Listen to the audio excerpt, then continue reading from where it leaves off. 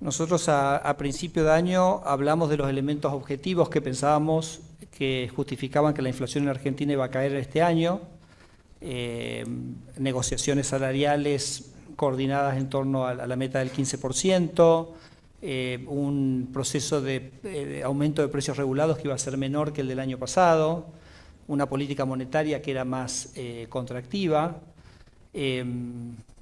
En ese momento hablábamos de un tipo de cambio que también arrancaba el año más depreciado que el año anterior. Bueno, ese supuesto en algún sentido por ahí cambió un poco porque después tuvimos una mayor depreciación.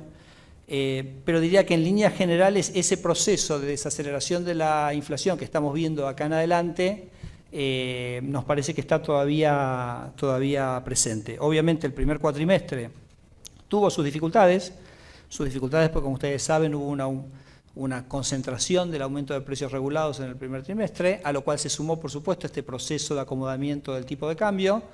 Y justamente el rol de la política monetaria, lo que me gustaría transmitir es que justamente el rol de la política monetaria es tomar las medidas necesarias para que ese proceso de desinflación continúe.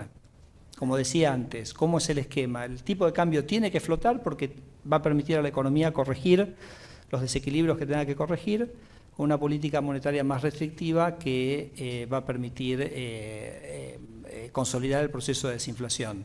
Es cierto que la inflación núcleo en los últimos meses ha estado por arriba y bueno, justamente por eso nuestra reacción, como les leía en el comunicado, es endurecer la política monetaria para que el proceso vuelva a tomar el camino. Así que yo les diría, la inflación va para abajo, estamos convencidos de eso y que pueden estar totalmente tranquilos. Bueno, digamos, la característica del proceso puede ser visto por cada uno, por supuesto, con su perspectiva. Lo que no tenemos es el contrafáctico. O sea, ¿esto fue suave o no suave? ¿Relativo a qué? Entonces yo diría, relativo a una entidad como el Banco Central no estando presente de la manera que estuvo, repito, se vendieron 9.000 millones de dólares, te puedo asegurar, Gustavo, que el proceso no hubiera sido el que fue. Y creo que en ese sentido, por supuesto, cuando uno tiene ese reacomodamiento y tiene una reversión en algún sentido de los flujos de capitales tan abrupta como tuvo Argentina, podríamos decir que lo fuimos transitando, repito, relativo a la alternativa de una manera bastante ordenada. Respecto a la inflación, lo que ya contesté antes, nuestro foco es en la reducción de la tasa de inflación. Tenemos que trabajar sobre la inflación núcleo, que nos preocupa en este momento porque se ha mantenido en un nivel más alto. ¿Se acuerdan? Nosotros en el último trimestre del año pasado la inflación núcleo estaba en 1,4, en este momento está en un nivel más alto. Sabemos que la inflación de mayo va a venir por debajo de la de abril, podría decir bastante por debajo de la de abril, pero con mucha ayuda de los regulados, ¿no? Porque básicamente ya, como decíamos, el proceso de ajuste regulados terminó, con lo cual vamos a tener que focalizarnos mucho en la inflación núcleo y por eso hemos tomado la reacción de política monetaria que hemos tomado para volver a encauzar ese proceso de desinflación hacia los objetivos que tenemos.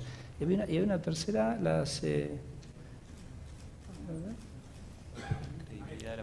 y la credibilidad de la política monetaria.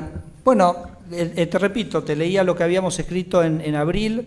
A nosotros nuestros modelos nos daban una baja en la... nos daban y nos dan una baja en la tasa de inflación a partir de este momento.